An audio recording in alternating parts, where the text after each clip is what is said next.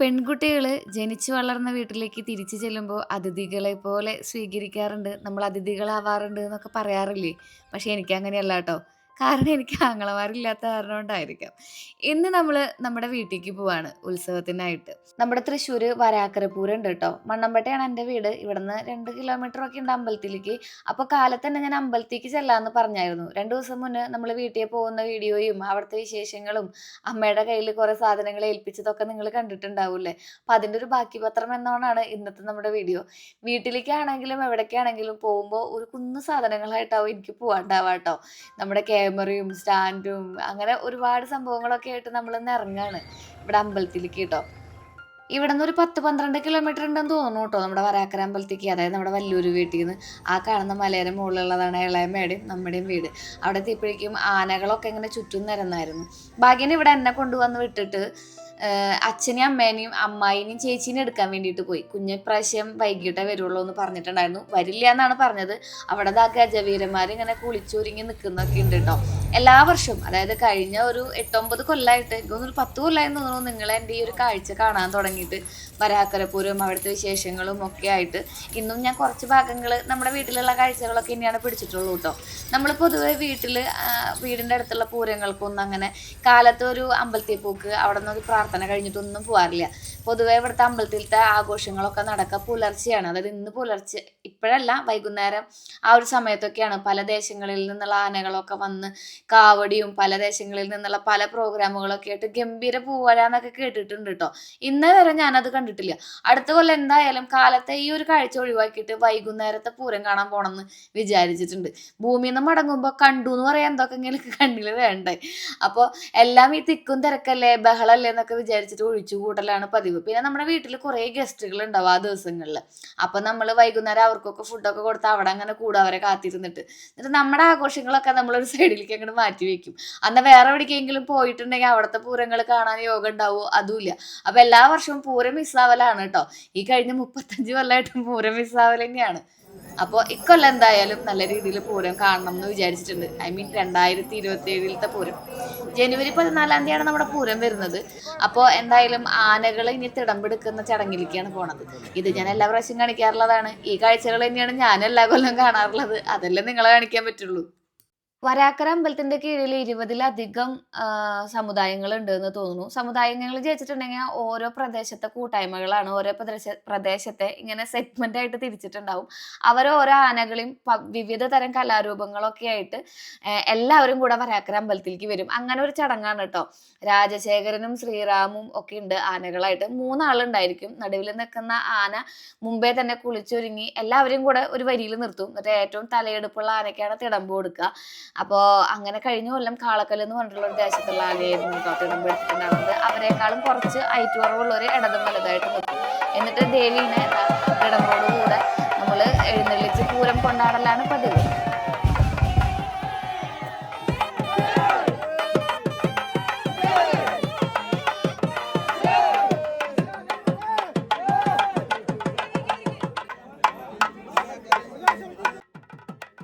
ഈ വീടുകളൊക്കെ കൂടുമ്പോൾ സമുദായങ്ങൾ വീണ്ടും ഉരുത്തിരിയുമെന്ന് തോന്നുന്നു കേട്ടോ. അങ്ങനെ 1-2 സമുദായങ്ങളൊക്കെ കൂടലൊക്കെ ആയിട്ട് വന്നിട്ടുണ്ട്. എനിക്കിപ്പോൾ അവിടെ നിന്ന് പോന്നിട്ട് നമ്മൾ 10-17 കൊല്ലത്തിലധികമായി. 10-20 അപ്പോൾ എനിക്ക് അതിൻ്റെ ഒരു അറിവ് കുറവുകളുണ്ട്. അപ്പോൾ ഇവരൊക്കെയാണ് ഇനി 3 ആള് നമ്മൾ തിടമ്പ് ഏറ്റി നിൽക്കുന്ന ആനകൾ എന്ന് പറയുന്നത്. സാധാരണ നമ്മുടെ തൃശ്ശൂർ പൂരത്തിന് ഈ കാണുന്ന കോല ഉണ്ടാവില്ല. അതായത് നെറ്റിപ്പട്ടമൊക്കെ ഉണ്ടാവും, ബാക്കിയുള്ള ചടങ്ങുകളൊക്കെ ഉണ്ടാവും. പക്ഷെ എല്ലാ ആനകൾക്കും കോല ഉണ്ടാവില്ല. നമ്മുടെ ഈ വരാക്കര പൂരത്തിന് എല്ലാ ആനകളും കോലം വെച്ചിട്ടാണ് കേട്ടോ നിൽക്കുന്നുണ്ടാവുക. നല്ല ഭംഗിയാണ്. അത് കാരണം ആനകളൊക്കെ നിരന്ന് നിൽക്കുന്നത് കാണാൻ വേണ്ടിയിട്ട്. എനിക്ക് പൊതുവെ ആനകളെ പേടിയാണ് കേട്ടോ. അതുകൊണ്ട് ഞാൻ ആ വശത്തേക്കൊന്നും പോവാറില്ല. അപ്പോൾ കാലത്തെ ആനപ്പൂരം അത് കഴിഞ്ഞ് ഈ ആനകളെല്ലാം ഇങ്ങനെ പിരിഞ്ഞ് അവരവരുടെ സമുദായത്തിലേക്ക് പോകും. പിന്നെ വീണ്ടും ആ സമുദായത്തിലൊക്കെ ചുറ്റിക്കറങ്ങി അവിടെ ഏതൊക്കെ രീതിയിലുള്ള കലാരൂപങ്ങളൊക്കെ, ചിലപ്പോൾ ശിങ്കാരിമേള ആയിരിക്കാം, തെയ്യങ്ങളായിരിക്കാം, പടയണി ആയിരിക്കാം, ചില സമയങ്ങളിൽ മറ്റേ ഗരുഡനാട്ടം, ചില സമയങ്ങളിൽ അങ്ങനെ അങ്ങനെ പല രീതിയിലുള്ള കലാരൂപങ്ങളൊക്കെ ആയിട്ട് വൈകുന്നേരം എല്ലാവരും വീണ്ടും അമ്പലത്തിൽ ഒത്തുകൂടും, രാത്രി അമ്പലത്തിൽ ഒത്തുകൂടും. അപ്പൊ ഇവര് ഇനി അണിനിരക്കാൻ പോവാണ് കേട്ടോ. പല ദേശങ്ങളിലുള്ള ആനകളും ഇങ്ങനെ വരി വരിയായിട്ട് അണിനിരക്കും. അപ്പൊ അമ്മായി വന്നിട്ടുണ്ടായിരുന്നു, ശ്രീകുട്ടന്റെ കാല് കഴക്കിന്ന് പറഞ്ഞിട്ട് ഒരു അമ്മാമ്മയുടെ ഒപ്പം ഒരു ബെഞ്ചിൽ കയറിയിരുന്നു. അപ്പോൾ ഭാഗ്യനും എല്ലാവരും ഉണ്ട്. അപ്പൊ നമുക്ക് അവിടെ പറ നിറയ്ക്കാനുള്ള സൗകര്യം ഉണ്ട്. അന്ന് എല്ലാ കൊല്ലവും നമ്മൾ പറ നിറയ്ക്കാറുണ്ട്. അവിടെ ഇങ്ങനെ നിരത്തി വെച്ചിട്ടുണ്ടാവും അവിൽപ്പറ, പൂപ്പറ, മലർപ്പറ, പിന്നെ കാശിന്റെ ഒരു നാണയപ്പറ, നെൽപ്പറ, പിന്നെ എന്താണ് പറ, മഞ്ഞളിന്റെ പറ, ശർക്കരപ്പറ, അങ്ങനെ പറകളൊക്കെ ഉണ്ടാവും. അപ്പോൾ ഞാൻ ജനിച്ച അന്നോട്ടേ കാണുന്നതാണ് സജീവേട്ടനെ. സജീവൻ ശാന്തി എന്ന് പറയും. നമ്മുടെ കല്യാണം നടത്തി തന്നത് അദ്ദേഹമാണ് കേട്ടോ. നമ്മുടെ വല്ലൂരാണ് ആളുടെ വീട്. ചേച്ചിയും അമ്മയും അമ്മായിയും ശ്രീകുട്ടനും എല്ലാവരും ദേ പറ നിറയ്ക്കുന്ന തിരക്കിലാണ് കേട്ടോ. അന്നത്തെ ദിവസങ്ങളിലാണ് ഞാൻ പൊതുവെ അമ്പലത്തിൽ പോവാറുള്ളൂ. വരാക്കര അമ്പലത്തിലേക്കൊക്കെ വർഷത്തിൽ ഒരിക്കലാണ് പോവാറുള്ളത്. അത് നമ്മുടെ ഈ ഒരു ദിവസമാണ് പോവാറുള്ളത് കേട്ടോ.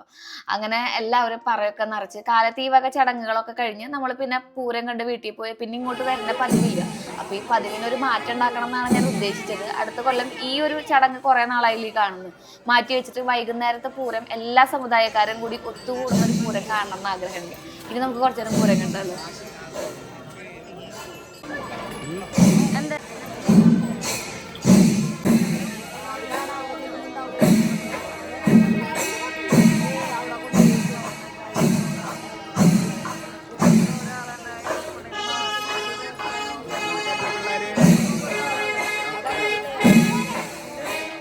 ജീവിതത്തിൽ നമ്മളെ കൊണ്ടാവുന്ന കാഴ്ചകളൊക്കെ കണ്ടിട്ട് പോവായിരിക്കും നല്ലത് കേട്ടോ. കുറേ തിരക്കുകളുണ്ട്, അതുണ്ട് ഇതുണ്ട് എന്നൊക്കെ പറഞ്ഞ് മാറ്റി വെച്ച് അടുത്ത കൊല്ലം നമ്മൾ ഉണ്ടായില്ലെങ്കിലോ എന്നുള്ളൊരു ചിന്ത എനിക്ക് പലപ്പോഴും മനസ്സിൽ വരാറുണ്ട്. അപ്പം അടുത്ത കൊല്ലം എന്തായാലും ഉണ്ടെങ്കിൽ ഇതുപോലെയുള്ള കാഴ്ചകളൊക്കെ കാണണം. ഈ 3 ആൾ മാത്രം പന്തലില്, ബാക്കിയുള്ളവരൊക്കെ പുറത്തായിരുന്നു.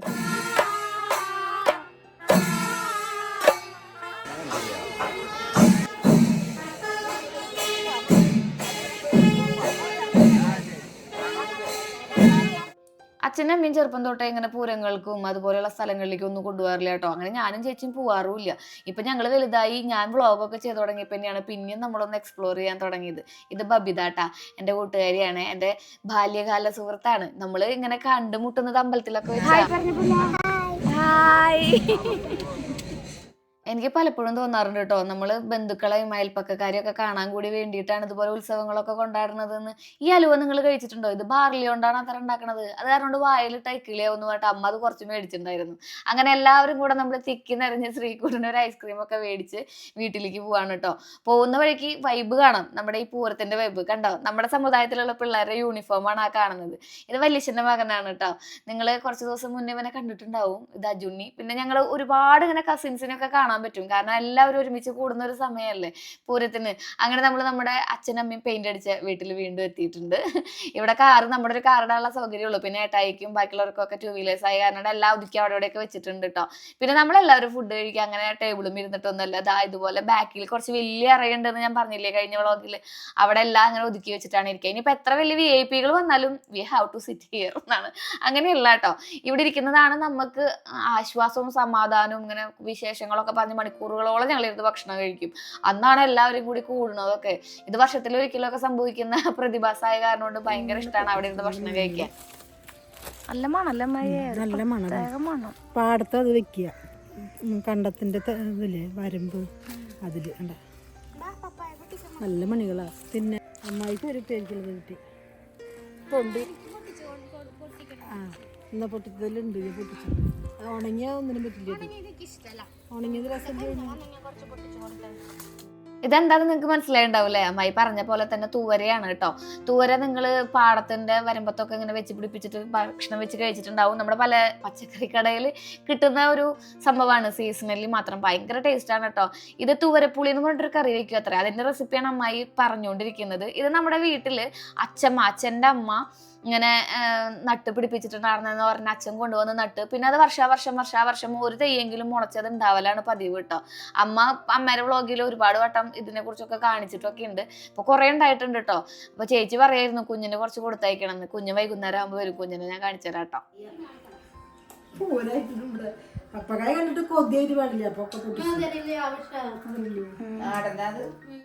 അമ്മായി ഒരു പാലക്കാട്ടുകാരിയാണ് കേട്ടോ. അമ്മായി ഭയങ്കര ഉള്ളത് കൊണ്ട് തൃപ്തിപ്പെട്ട് ജീവിക്കുന്ന ഒരാളാണ്. ഒരു സാധനങ്ങളും കളയാത്ത, എല്ലാവർക്കും ഒരുപോലെ ഇങ്ങനെ വീതിച്ചൊക്കെ കൊടുത്ത്, എന്തെങ്കിലും ഒരു സാധനം ഇപ്പോൾ ഇതുപോലെ കണ്ടോ, പപ്പക്കായ കണ്ടോ, എല്ലാവരെ കൊണ്ടും കഴിപ്പിച്ചു ആള്. എല്ലാത്തിലും ഭയങ്കരമായിട്ട് ഇങ്ങനെ ഒതുങ്ങി കൂടുന്ന ഒരാളാണ് അമ്മായി. ഞങ്ങൾക്ക് ഭയങ്കര സ്പെഷ്യലാണ് കേട്ടോ. ഹായ് കുഞ്ഞാ, ഫൈനലി അറൈവ്ഡ്. അയ്യോ ഞാൻ വേഗം എന്നൊരു ഇങ്ങോട്ട് മാമ ഹായ് പറയ്. ഹാപ്പി പൂരം. വൈകുന്നേരമായിട്ട് എല്ലാവരും എത്തിപ്പോ അല്ല പിന്നെ ഡാൻസ് കളിച്ച് കാണിച്ചെന്നുള്ള ചിട്ടയ്ക്ക് ഏതാ വണ്ണം വൈകിലേറും ഞങ്ങൾ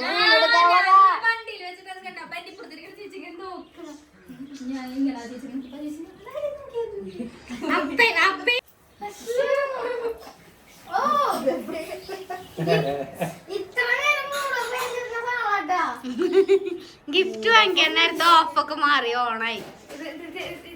പൊണ്ണിട്ടാ ഗിഫ്റ്റ് തുറന്നിട്ട് നോക്കി പാകാവോ നോക്കട്ടെ. ചിറ്റ ഇവിടെ വന്നു ഞങ്ങള് വില വരെ കുറച്ചത് വലുതാണോ? കറക്റ്റാ. നല്ലല്ലേ, സൂപ്പറല്ലേ. പിന്നെ ഇത് അമ്മ അവിടെ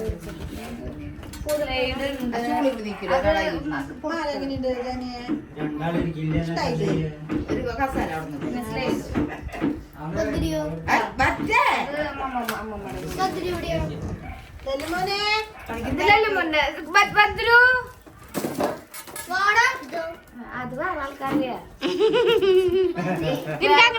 നിനക്കതങ്ങനെ പൊതിഞ്ഞുകൊണ്ടിരുന്നില്ലേ പൊതിഞ്ഞുകൊണ്ടിരുന്നല്ലേ?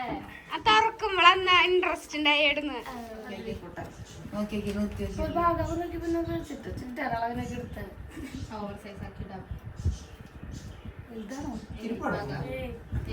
ആളൊന്നും ലൂസാക്കുക എനിക്കറിയാം. ലൂസാക്കുക അതെന്തിട്ടാ മറ്റേ സാധനം പാന്റ് പാന്റ് വെച്ചോക്കിയേ. പാന്റ് ഇടല് കുറവാ.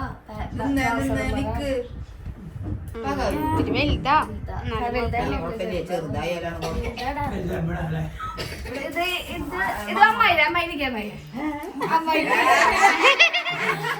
എക്സ്പ്രഷൻ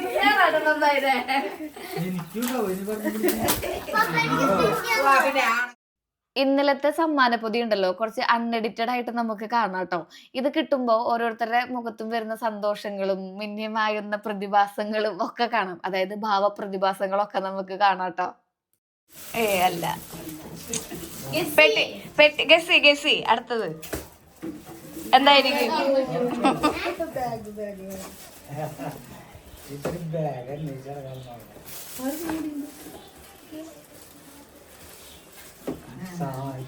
സാരിയല്ല അത്.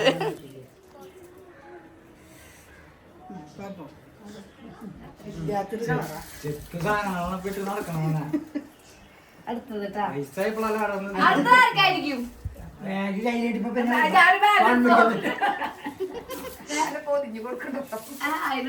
ഇനി വെച്ചിട്ട് എന്റെ മോന് പൊതിഞ്ഞു കൊണ്ടുവന്നേലൂട്ടാ. ഈ സാധനം ഉണ്ടായില്ല. ഓ എന്റെ അമ്മ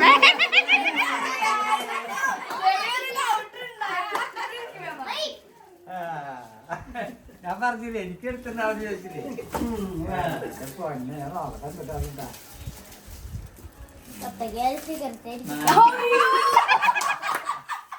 ഇഷ്ടമുള്ളതല്ലേ കൊടുക്കുക.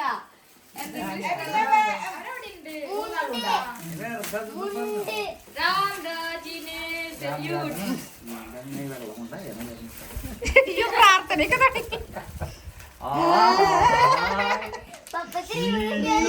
ജീവിതകാലം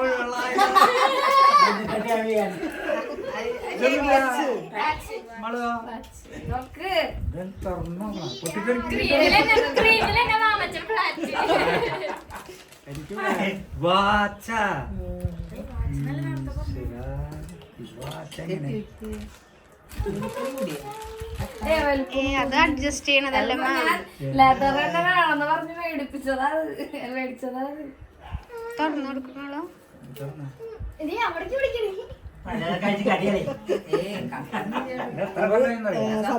ചേട്ടന്റെ മോൻ ഗൾഫിന്ന് 11 കൊല്ലായി തന്നിട്ട്. ക്ലച്ച് പിടിച്ചോ ഇതായിട്ട് കെട്ടാവുണ്ട് ഒരായിട്ട് അത് നോക്കണം. നമ്മുടെ ചെറുപ്പത്തിൽ നമുക്ക് ഇങ്ങനെ ആഗ്രഹം ഉണ്ടാവൂലേ, വലുതാവുമ്പോൾ ഇവർക്ക് അത് മേടിച്ചു കൊടുക്കണം, ഇവർക്ക് ഇങ്ങനെ ചെയ്യണം, നമുക്ക് സാലറി കിട്ടുമ്പോൾ അങ്ങനെ ഇങ്ങനെയെന്നൊക്കെ. അതുപോലെ ഞാൻ ആഗ്രഹിച്ചിട്ടുള്ള കുറേ കാര്യങ്ങളിൽ ഒന്നാണ് കേട്ടോ എൻ്റെ വേണ്ടപ്പെട്ടവർക്ക് ഇങ്ങനെ സമ്മാനങ്ങളൊക്കെ മേടിച്ചു കൊടുക്കുക എന്നുള്ളത്. ഇതൊക്കെ ഭയങ്കര ഒരു അടിപൊളിയായിട്ടുള്ള മൊമെന്റ്സ് ആണ്.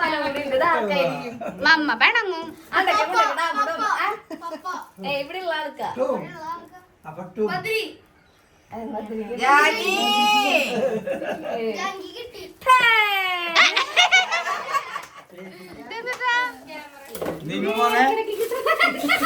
പൊതിഞ്ഞൊന്നും കിട്ടാറില്ലല്ലോ.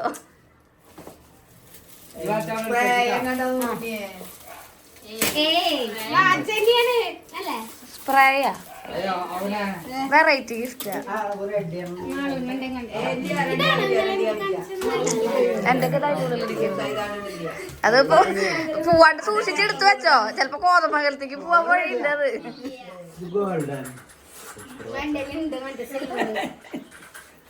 അതിന്റെ മുകളിൽ ഒരു സാധനം ഉണ്ട് എടുത്ത്. അങ്ങനെ ഓരോരുത്തർക്കും ഓരോരോ കാര്യങ്ങളൊക്കെ ആയിട്ട് ഇങ്ങനെ മുഖത്ത് ചിരി വരുന്ന രീതിയിൽ കുഞ്ഞു കുഞ്ഞു സമ്മാനങ്ങളൊക്കെ കൊടുക്കാൻ പറ്റട്ടെ എന്ന് ഞാൻ എന്നോട് തന്നെ ഒരു മോട്ടിവേഷനാണ് എനിക്ക് ഈ വ്ളോഗ് എന്ന് പറയുന്നത്. ഇതൊക്കെ ഡോക്യുമെന്റേഷൻ ആണ് കേട്ടോ. നമ്മുടെ ആ സന്തോഷങ്ങളൊക്കെ കാണുന്ന ഒരു സന്തോഷം ഉണ്ടാവില്ല നമുക്ക്, പിന്നെ വീണ്ടും എടുത്തു നോക്കുമ്പോൾ ഒരു സന്തോഷം. അങ്ങനെ വൈകുന്നേരമൊക്കെ ആയിട്ടുണ്ടായിരുന്നു, കുഞ്ഞിനൊക്കെ വന്നു. അപ്പോൾ വൈകുന്നേരം നമ്മുടെ അവിടെ ഇങ്ങനത്തെ പരിപാടികൾ ഉണ്ടാവും.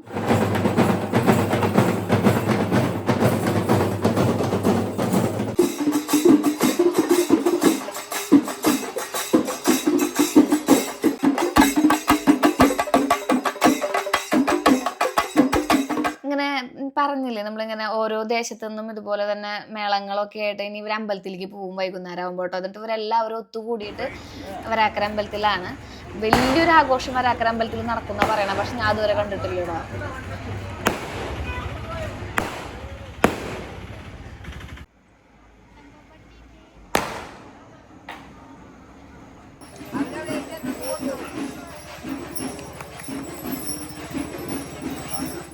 നമ്മുടെ സമുദായത്തിന്റെ പരിപാടിയായിരുന്നു കേട്ടത്. അത് കുറച്ചു നേരം കണ്ടാലോ?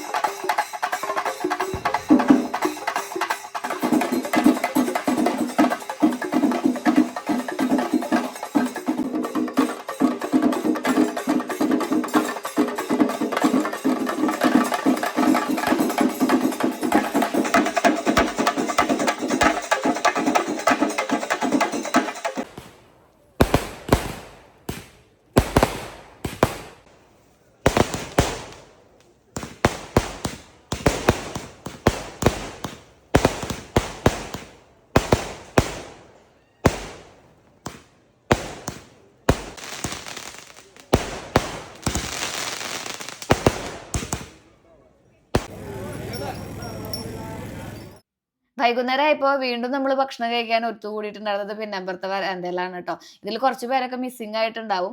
അവര് പല പല ആവശ്യങ്ങളായിട്ട് പല ഭാഗങ്ങളിലേക്ക് ഉരുത്തിരിഞ്ഞിരിക്കുകയാണ്. പിന്നെ അച്ഛന്റെ ഫാമിലി ഇതില് കാണില്ല ട്ടോ. കാരണം എല്ലാവർക്കും വരാക്കര പൂര. അവിടെ തറവാടും വരാക്കര തന്നെയാണ്. അമ്മായിയുടെ വീടും വരാക്കര തന്നെയാണ്.